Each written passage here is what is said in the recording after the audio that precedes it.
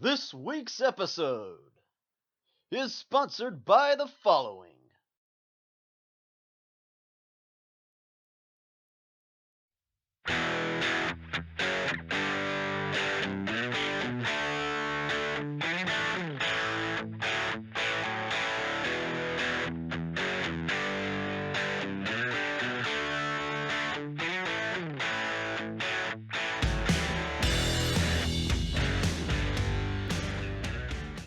Salutations, wrestling fans. Welcome to another edition of Superstars of the Ring. I'm your CCW pitchman, Donnie Harris Jr., and the theme for this episode is Bashes from the Past. With this being the eve for WrestleBash 30, we thought we would open the archives and go back in time and see some of the highlights and big matches from the past 29 WrestleBashes. So sit back and relax as we take a little stroll down memory lane.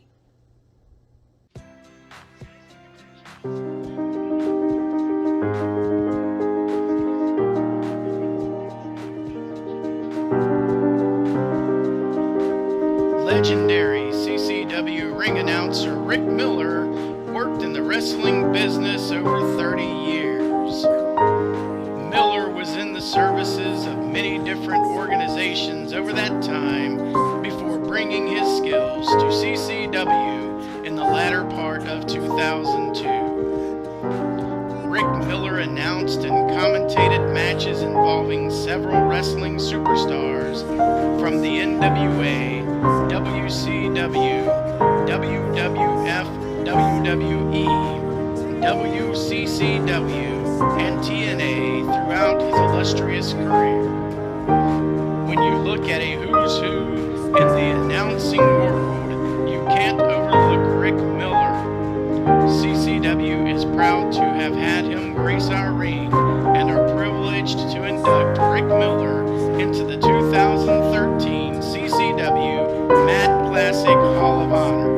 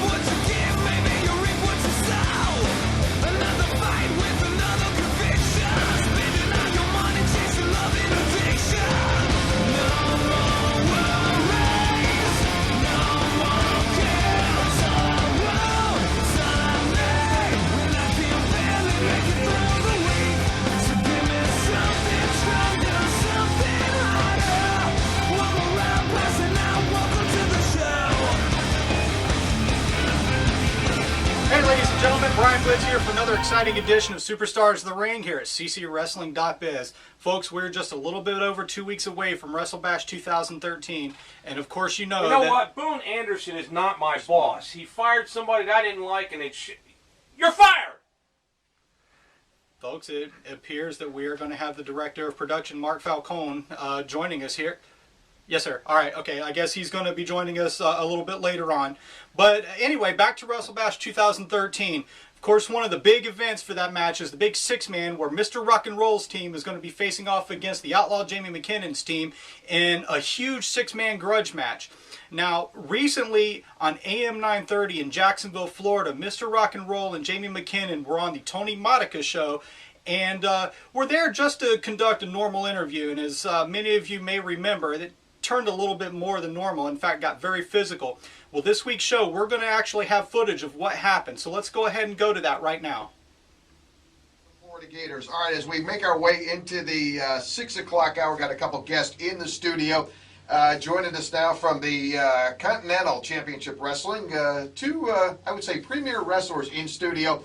Mr. Rock and Roll on my left, and on the other side, Outlaw. The Outlaw, Jamie McKinnon. Two guys who will be going at it as they got a big six-man tag match coming up. That'll be on the 31st. A big bash coming up, and it's going to be a big one. First time we've had these gentlemen in the studio.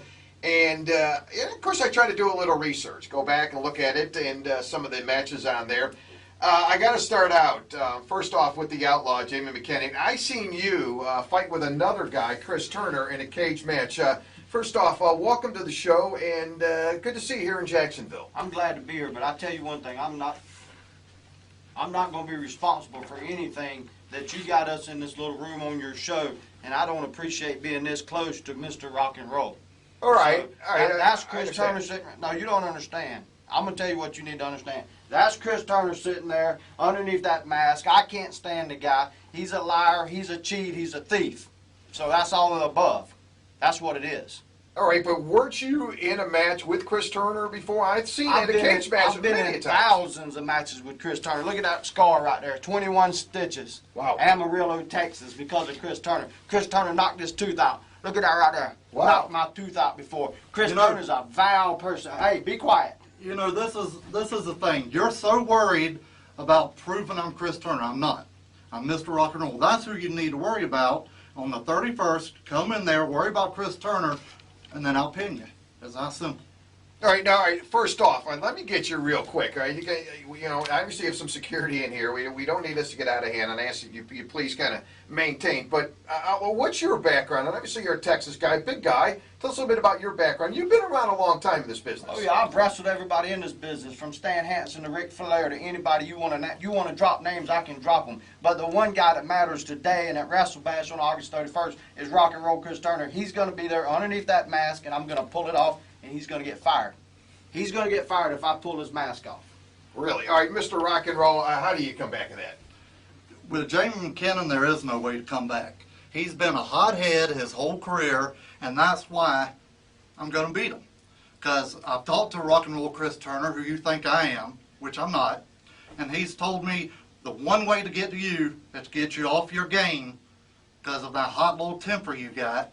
And whenever I do that, I'll pin you 1, 2, 3, or your partner, John Douglas, which I beat before, or who you pick, Daniel Anderson. I'll beat any one of y'all.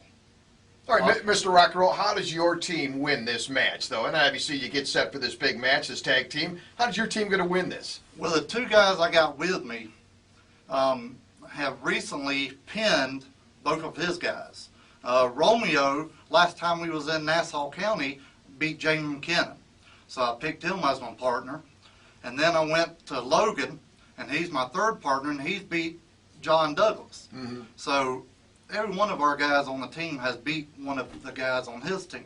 So it shouldn't be that hard. Well, I mean, and obviously the way you just put it out, you know, it sounds like you may have the advantage and they're pretty confident. I think I do. Mr. Outlaw? Let me tell you this right here, Mr. Announcer. It does not matter whether I win this match or not. It doesn't matter if you pin me, if you pin John Douglas, it doesn't matter. Only one thing matters, and if I pull that mask off, that's what matters. For the first time in my life, I will walk to the ring, and it won't matter whether I win or lose. If I pull the mask off, I'm winner, chicken dinner. Turner, it's over with. Your 30-year career, 25-year career is over with. This interview's over with. JJ, take me back to the airport. I'm going back to Texas. I've had enough of this. That's what he needs. All right, so obviously you guys want to end it right now, and Mr. Rock and Roll, you believe you can take this guy, the Outlaw, Jamie McKinnon. We're definitely going to win. All right, Sam, why don't we go ahead and let's go to break right now, and obviously they're not. Whoa! You guys are serious about it. All right, more to come. Sports Radio 930. Yeah! Hey, stop it! Stop it! Stop it! Stop it! Oh! Take that, you radio station! Hey, get out, man! Get out here! Get out here! All right, call the police, Sam. Let's call the police. I mean it. I'm serious. They're wrecking stuff. Let's call the police. Are you all right, man? I mean, Oh, shit. Oh. I mean, he goes ahead, and I mean, look at this, the damage he's in here now. He's ruined, this is a Tim Tebow poster that's really valuable around here, which really is not. And that's not funny. I mean, you know, this guy, no more of this. All right, get these guys out of here. Call the police. I'm not joking. Ladies and gentlemen, like I mentioned earlier, we are being joined by the Director of Production, Mr. Mark Falcone. Mr. Falcone, as you just saw, the situation concerning Mr. Rock and Roll and Outlaw Jamie McKinnon. You mean? Don't you mean Chris Turner, right? I can't say. You can't tell me with that big fat gut of his that ain't Chris Turner. Well, you know, all opinions aside, I'm not saying that you're not right, and I'm not saying you're not wrong. Same goes for the Outlaw Jamie McKinnon, because you do present a valid point. I won't argue that. I'm also not the judge, and certainly not Chris Turner or Mr. Rock and Roll. So, But we did see what happened. It was very brutal. Of course, they did destroy a little bit of property at the right. No, that's a little unprofessional, to say the least. But that's okay. I couldn't agree more. I ain't professional like I am or anything, but no.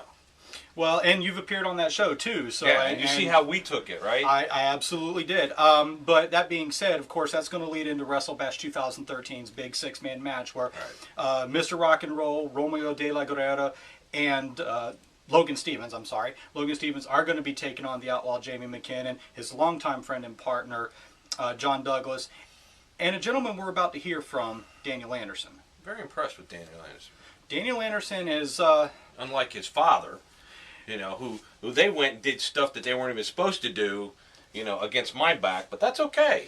Well, you know what? I got a 5-year exclusive contract. You're going to be seeing more of me every week. Well, fair enough, fair enough. As far as Daniel Anderson goes, it's funny you say that, because he does have some words concerning his father. So let's go ahead and hear from Mr. Anderson right now.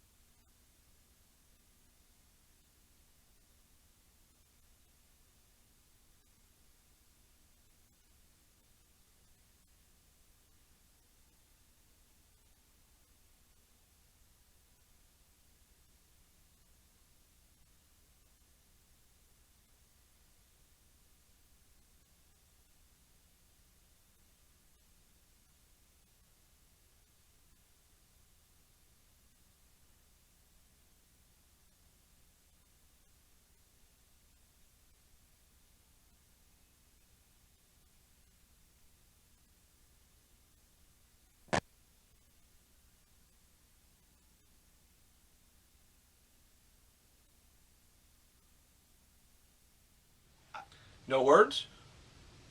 No words? I think he said it all. Yeah, he stood up for himself out under the shadow of a bum, you know? Come on. You know, look at this. He's actually standing up for what he believes in now. That's what you call a true man. Well, I do have one question, and if I may, can the Outlaw trust him? Oh, sure. Sure, why not? They're in there for the same thing.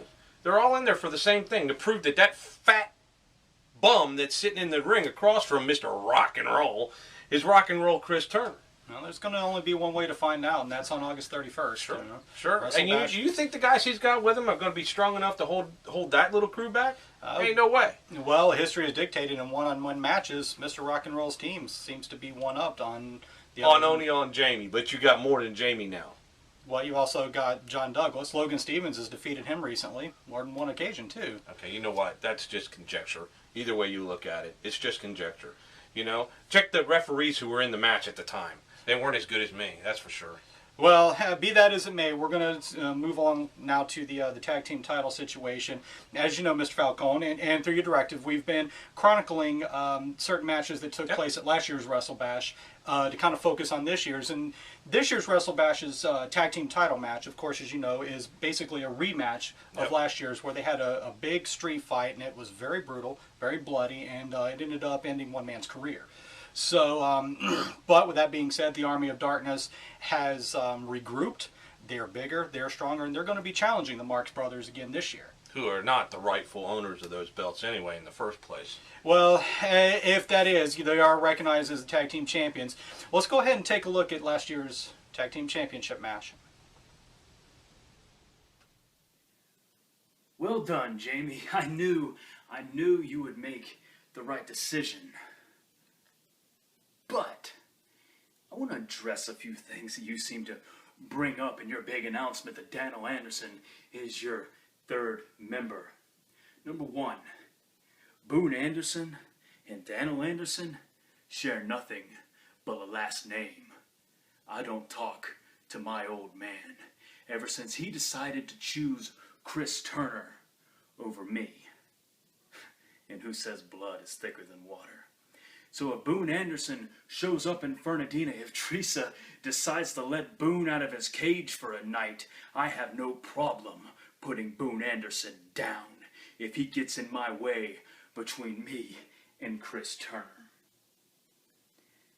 Now on the fact that you want to call me a whiner, Jamie McKinnon, if anybody's been whining around here, it's you.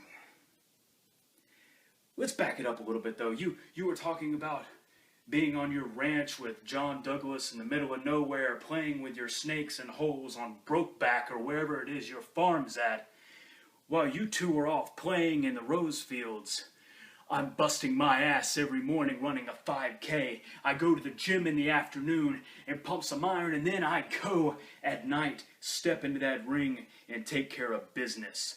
So Jamie McKinnon, do not talk to me like I can't get the job done, because you picked me as your partner because you know I get it done. Because let's be honest, Jamie, it's Chris Turner. You've had ample opportunities to end Chris Turner, because that is exactly what I'm gonna do. I'm not there to pin Chris Turner 1, 2, 3. I'm not there to make him tap to the cross space. I am there to end Chris Turner. Because Jamie, let's be honest, if you coulda, you woulda. You need Daniel Anderson to get it done. Mr. Falcone, like I said, that was a big war. Of course, Slade suffered that severe ankle injury, effectively ending his career. But more importantly, that was... No one bites the dust. Speaking of dust, there was an injury suffered prior going to that. If you remember correctly, Ethan Marks suffered a severe burn to his eye in a prior match to the Army of Darkness, and as I'm to understand it, that's been bothering him ever since then from time to time. Well, you know, when you don't have the intestinal fortitude to stay in wrestling, you might as well just give it up, you know? I mean, that's where he's been all this time anyway. Well, I'm never... See how long he lasted with the Dynasty? It didn't last long. To learn all about the matches that we have scheduled for the event, simply keep following us on Facebook, Twitter, and Instagram. And of course, try to check into our website, CCWrestling.biz, for even further details. For everyone here at CCW, I'm Donnie Harris Jr. We'll see you at ringside.